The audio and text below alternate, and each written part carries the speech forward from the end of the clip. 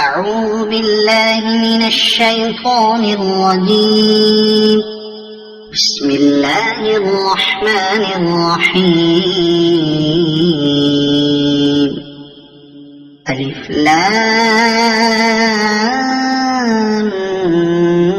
ميم.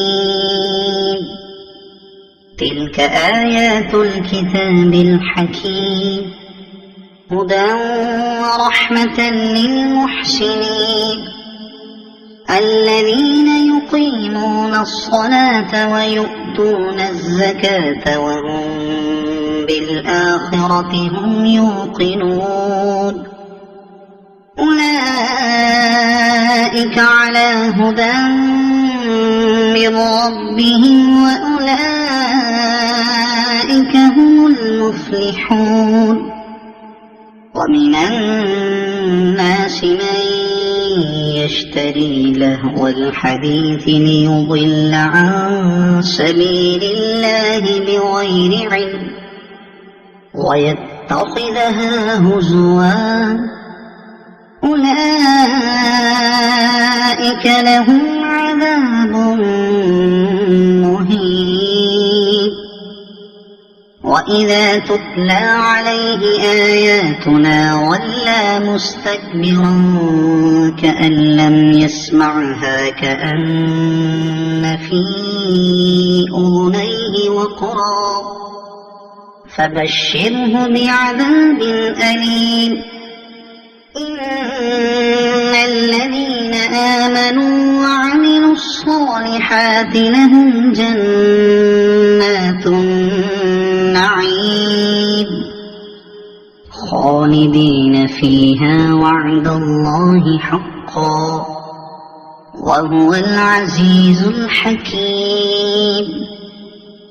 خلق السماوات بغير عمد ترونها وألقى في الأرض رواسي أن تميد بكم وبث فيها من كل دابة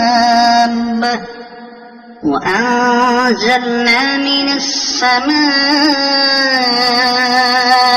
ماء فأنبتنا فيها من كل زوج كريم. هذا خلق الله فأروني ماذا خلق الذين من دونه بل الظالمون في ضلال مبين. ولقد آتينا لقمان الحكمة أن اشكر لله ومن يشكر فإنما يشكر لنفسه ومن كفر فإن الله غني حميد. وإذ قال لقمان لابنه وهو يعظه يا بني لا تشرك بالله إن الشرك لظلم عظيم.